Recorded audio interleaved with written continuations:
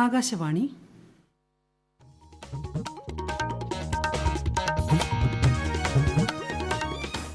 നമസ്കാരം. പ്രാദേശിക വാർത്തകൾ വായിക്കുന്നത് ലിൻസ സിറാജ്. പ്രധാന വാർത്തകൾ. സംസ്ഥാന സർക്കാരിന്റെ രണ്ടാം ഘട്ട 100 ദിന കർമ്മ പരിപാടികൾ പ്രഖ്യാപിച്ച് മുഖ്യമന്ത്രി. 10,000 കോടി രൂപയുടെ പദ്ധതികൾക്ക് മന്ത്രിസഭ അനുമതി. സംസ്ഥാനത്ത് ഇന്നലെ 6169 പേർക്ക് കോവിഡ്. രാജ്യത്തെ കോവിഡ് മുക്തി നിരക്ക് 95.75%. റീബിൽഡ് കേരള വികസന പദ്ധതിയുടെ ഭാഗമായി 828.9 കോടി രൂപയുടെ ജർമ്മൻ ബാങ്ക് വായ്പയ്ക്ക് കരാറായി. കോഴിക്കോട് ഫറോക്കിൽ ഷിഗല്ല രോഗബാധ റിപ്പോർട്ട് ചെയ്തു. കാസർഗോഡ് കാഞ്ഞങ്ങാട് ഡിവൈഎഫ്ഐ പ്രവർത്തകൻ കുത്തേറ്റ് മരിച്ചു. രാഷ്ട്രീയ കൊലപാതകമെന്ന് ആരോപണം. വാർത്തകൾ വിശദമായി. സംസ്ഥാന സർക്കാരിന്റെ രണ്ടാം ഘട്ട 100 ദിന കർമ്മ പരിപാടികൾ മുഖ്യമന്ത്രി പ്രഖ്യാപിച്ചു. 10,000 കോടിയുടെ വികസന പദ്ധതികൾ നടത്തും. 4,300 കോടി രൂപയുടെ 646 പദ്ധതികൾക്കാണ് തുടക്കം കുറിക്കുക. LDF പ്രകടന പത്രികയിൽ പ്രഖ്യാപിച്ച 600 ഇന പരിപാടികളിൽ 570 എണ്ണം പൂർത്തിയാക്കാനായതായി മുഖ്യമന്ത്രി പറഞ്ഞു.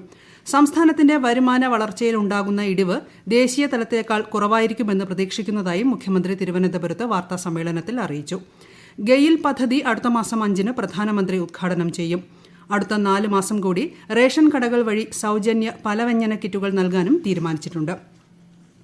കേരളത്തിൽ ഇന്നലെ 6169 പേർക്ക് കോവിഡ് സ്ഥിരീകരിച്ചു. 4808 പേർ രോഗമുക്തി നേടി.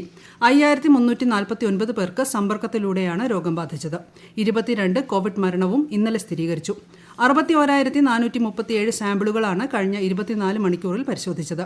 10.04% പോസിറ്റിവിറ്റി നിരക്ക്. എറണാകുളം, കോട്ടയം, കോഴിക്കോട്, തൃശൂർ ജില്ലകളിലാണ് ഇന്നലെ ഏറ്റവും കൂടുതൽ രോഗബാധിതരുള്ളത്. 62,802 രോഗികളാണ് സംസ്ഥാനത്ത് നിലവിൽ ചികിത്സയിലുള്ളത്. രാജ്യത്തെ കോവിഡ് മുക്തി നിരക്ക് 95.75% ഉയർന്നു. ഇന്നലെ 30,000-ഓളം പേരാണ് രോഗമുക്തരായത്.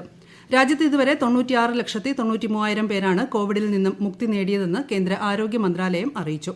2,83,000 പേർ മാത്രമാണ് നിലവിൽ ചികിത്സയിലുള്ളത്.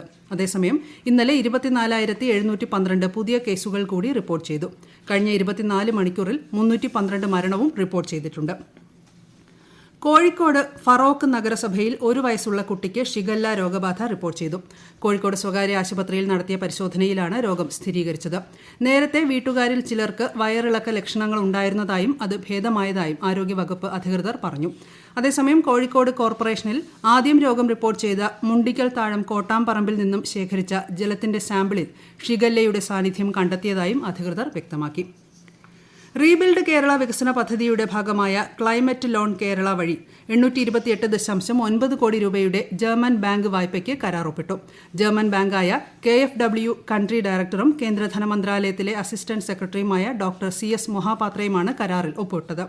പ്രകൃതി ദുരന്തങ്ങളും കാലാവസ്ഥാ വ്യതിയാനം മൂലമുള്ള മറ്റ് പ്രശ്നങ്ങളും അതിജീവിക്കുന്നതിനുള്ള സംസ്ഥാനത്തിന്റെ ശേഷി വർദ്ധിപ്പിക്കുന്നതിനുള്ള നയങ്ങളും പ്രവർത്തന പരിപാടികളും നടപ്പാക്കാൻ വായ്പ സഹായിക്കും. കാസർഗോഡ് കാഞ്ഞങ്ങാട് ഡിവൈഎഫ്ഐ പ്രവർത്തകൻ കുത്തേറ്റ് മരിച്ചു. കൊലപാതകം ആസൂത്രിതമാണെന്ന് രാഷ്ട്രീയ കേന്ദ്രങ്ങൾ ആരോപണവുമായി രംഗത്ത് വന്നു. വിശദാംശങ്ങളിലേക്ക്. ഒരു ഇടവേളയ്ക്ക് ശേഷം കാസർഗോഡ് ജില്ലയിൽ ഇന്നലെ രാത്രി ഒരു രാഷ്ട്രീയ കൊലപാതകം കൂടി നടന്നിരിക്കുകയാണ്. കഴിഞ്ഞ തദ്ദേശ സ്വയംഭരണ സ്ഥാപന തെരഞ്ഞെടുപ്പിൽ ലീഗിന്റെ കുത്തക സീറ്റ് LDF നേടിയതുമായി ബന്ധപ്പെട്ടാണ് പ്രശ്നങ്ങളുടെ തുടക്കം. കാഞ്ഞങ്ങാട് പഴയകടപ്പുറത്തെ ഡിവൈഎഫ്ഐ പ്രവർത്തകൻ 27 വയസ്സുള്ള അബ്ദുൾ റഹിമാനാണ് ഇന്നലെ രാത്രി കുത്തേറ്റ് മരിച്ചത്. ലീഗ് പ്രവർത്തകരാണ് അക്രമത്തിന് പിന്നിലെന്ന് CPM ആരോപിച്ചു. ബൈക്കിൽ വരികയായിരുന്ന അബ്ദുൾ റഹിമാനെയും സുഹൃത്ത് ഷുഹൈബിനെയും ഒരു സംഘം തടഞ്ഞു നിർത്തി ആക്രമിക്കുകയായിരുന്നുവെന്ന് CPM കേന്ദ്രങ്ങൾ പറഞ്ഞു. വെട്ടേറ്റ അബ്ദുൾ റഹിമാൻ സംഭവ സ്ഥലത്ത് തന്നെ മരണപ്പെടുകയായിരുന്നു. അതേസമയം കല്ലൂരാവി മുണ്ടത്തോട് മുസ്ലിം ലീഗ് വാർഡ് സെക്രട്ടറി മുഹമ്മദ് ഇർഷാദിനും വെട്ടേറ്റിരുന്നു. ഗുരുതരമായ പരിക്കുകളോടെ ഇദ്ദേഹത്തെ മംഗലാപുരത്തെ സ്വകാര്യ ആശുപത്രിയിൽ പ്രവേശിപ്പിച്ചിട്ടുണ്ട്. കാസർഗോഡും കാഞ്ഞങ്ങാട്ടും നീലേശ്വരത്തും LDF പ്രകടനം നടത്തി. സംഭവത്തിൽ പ്രതിഷേധിച്ച് കാഞ്ഞങ്ങാട് നഗരസഭാ പരിധിയിൽ CPM ഇന്ന് ഹർത്താൽ ആചരിക്കുകയാണ്. സംസ്ഥാനത്തെ പ്രൊഫഷണൽ കോളേജുകൾ ഉൾപ്പെടെയുള്ള ഉന്നത വിദ്യാഭ്യാസ സ്ഥാപനങ്ങൾ ജനുവരി 4-ന് തുറക്കാൻ തീരുമാനിച്ച് സർക്കാർ ഉത്തരവിറക്കി. രാവിലെ 8:30 മുതൽ വൈകിട്ട് 5 മണി വരെ 2 ഷിഫ്റ്റുകളിലായിരിക്കും ക്ലാസുകൾ പ്രവർത്തിക്കുക. പകുതി കുട്ടികൾ മാത്രമായിരിക്കും ഒരു സമയം ക്ലാസ്സിലുണ്ടാവുക. ശനിയാഴ്ചയും പ്രവൃത്തി ദിവസമായിരിക്കും. ആർട്സ് ആൻഡ് സയൻസ് കോളേജുകൾ, law, fine arts, physical education, polytechnic കോളേജുകൾ, സർവകലാശാലകൾ അടക്കമുള്ളവയിലെ ബിരുദ കോഴ്സിന്റെ 5ഉം 6ഉം സെമസ്റ്ററുകൾക്കാകും ആദ്യം ക്ലാസുകൾ തുടങ്ങുക. പുതിയ കാർഷിക നിയമത്തിന് പിന്തുണ നൽകിക്കൊണ്ട് 3 ലക്ഷം കർഷകർ ഒപ്പിട്ട നിവേദനം കേന്ദ്ര കൃഷിമന്ത്രി നരേന്ദ്ര സിംഗ് തോമറിന് കൈമാറി. Confederation of NGO of rural India പ്രതിനിധികളാണ് 3,13,000 പേരുടെ ഒപ്പടങ്ങിയ പിന്തുണക്കത്ത് ഇന്നലെ ന്യൂഡൽഹിയിൽ വെച്ച് മന്ത്രിക്ക് കൈമാറിയത്. ഈ വാർത്തകൾ ആകാശവാണിയിൽ നിന്ന്. കൊറോണ ആശങ്കയല്ല, ജാഗ്രതയാണ് വേണ്ടത്. കേന്ദ്ര ആരോഗ്യ മന്ത്രാലയം പുറപ്പെടുവിക്കുന്ന നിർദ്ദേശങ്ങൾ. ജനങ്ങൾ കൂട്ടം കൂടുന്നത് ഒഴിവാക്കുക. ഇടയ്ക്കിടെ കൈകൾ സോപ്പും വെള്ളവും ഉപയോഗിച്ചോ സാനിറ്റൈസർ ഉപയോഗിച്ചോ വൃത്തിയാക്കുക. നിർബന്ധമായും മാസ്ക് ധരിക്കുക. പനിയോ ചുമയോ ശ്വാസതടസ്സമോ തുടരുന്ന സാഹചര്യത്തിൽ വൈദ്യസഹായം തേടുക. കൊറോണയെ സംബന്ധിച്ച വിവരങ്ങൾക്ക് ആരോഗ്യ മന്ത്രാലയത്തിന്റെ 1075-ലും ദിശയുടെ 1056-ലും ബന്ധപ്പെടാം. രാജസ്ഥാൻ, പഞ്ചാബ്, ഛത്തീസ്ഗഡ് സംസ്ഥാനങ്ങളുടെ മാതൃകയിൽ കേരളവും കാർഷിക നിയമനിർമ്മാണം നടത്തണമെന്നാവശ്യപ്പെട്ട് പ്രതിപക്ഷ നേതാവ് രമേശ് ചെന്നിത്തല മുഖ്യമന്ത്രിക്ക് കത്ത് നൽകി. കേന്ദ്ര കാർഷിക നിയമങ്ങൾ റദ്ദ് ചെയ്യാനുള്ള അടിയന്തര നടപടി സ്വീകരിക്കണമെന്ന് കേന്ദ്ര സർക്കാരിനോട് ആവശ്യപ്പെടുന്ന പ്രമേയം പാസാക്കുന്നതിനായി നിയമസഭ ചേരാൻ തീരുമാനിച്ചെങ്കിലും ഗവർണർ അനുമതി നൽകിയിരുന്നില്ല. കൃഷി സംസ്ഥാന വിഷയമായതിനാൽ കേരളവും ഇത് സംബന്ധിച്ച് ഒരു നിയമനിർമ്മാണം നടത്തണമെന്നും ഇക്കാര്യത്തിൽ മന്ത്രിസഭ അടിയന്തര തീരുമാനമെടുക്കണമെന്നും ചെന്നിത്തല കത്തിൽ ആവശ്യപ്പെട്ടു. സ്വർണ്ണക്കടത്ത് കേസിൽ മുഖ്യമന്ത്രിയുടെ മുൻ പ്രിൻസിപ്പൽ സെക്രട്ടറി M. ശിവശങ്കറും സ്വപ്നയും ഉൾപ്പെടെ 4 പേരുടെ ബാങ്ക് നിക്ഷേപങ്ങൾ അടക്കമുള്ള സ്വത്തുക്കൾ കണ്ടുകെട്ടാൻ എൻഫോഴ്സ്മെന്റ് ഡയറക്ടറേറ്റ് ഉത്തരവിട്ടു. സപ്ലൈകോ രണ്ടാം വിള നെല്ല് സംഭരണത്തിനുള്ള രജിസ്ട്രേഷന് ഓൺലൈൻ പോർട്ടൽ തുറന്നു. രജിസ്ട്രേഷൻ 2021 ഫെബ്രുവരി 15 വരെ ഉണ്ടായിരിക്കുമെന്ന് CMD അലി അസ്ഗർ പാഷ അറിയിച്ചു. രണ്ടാം വിള ചെയ്ത മുഴുവൻ കർഷകരും ഓൺലൈൻ രജിസ്ട്രേഷൻ നടത്തണമെന്നും സപ്ലൈകോ അറിയിച്ചു. കോവിഡ് മഹാമാരിയാൽ സംസ്ഥാന സ്കൂൾ കലോത്സവം ഇല്ലാതെ 2020 കടന്നുപോകുന്നു. ഒരു റിപ്പോർട്ട്. കൊല്ലം ജില്ലയാണ് ഇത്തവണ സ്കൂൾ കലോത്സവത്തിന് ആതിഥേയത്വം വഹിക്കേണ്ടിയിരുന്നത്. എന്നാൽ കോവിഡ് പശ്ചാത്തലത്തിൽ സ്കൂൾ, സബ് ജില്ലാ, റവന്യൂ ജില്ലാ കലോത്സവങ്ങൾ ഒന്നും തന്നെ നടത്താനായിട്ടില്ല. കലോത്സവത്തിന്റെ ആഘോഷങ്ങളും ആവേശവും മാത്രമല്ല, ആയിരക്കണക്കിന് കുട്ടികൾക്ക് തങ്ങളുടെ കലാഭിരുചി പ്രകടിപ്പിക്കാനുള്ള അവസരം കൂടിയാണ് കൊറോണ കവർന്നെടുത്തിരിക്കുന്നത്. കലോത്സവത്തിനുള്ള ഒരുക്കങ്ങൾ മറന്ന് 10ാം ക്ലാസ് പരീക്ഷയ്ക്കായി വിദ്യാർത്ഥികളെ സജ്ജമാക്കാനുള്ള തയ്യാറെടുപ്പിലാണ് വിദ്യാലയങ്ങളും അധ്യാപകരും.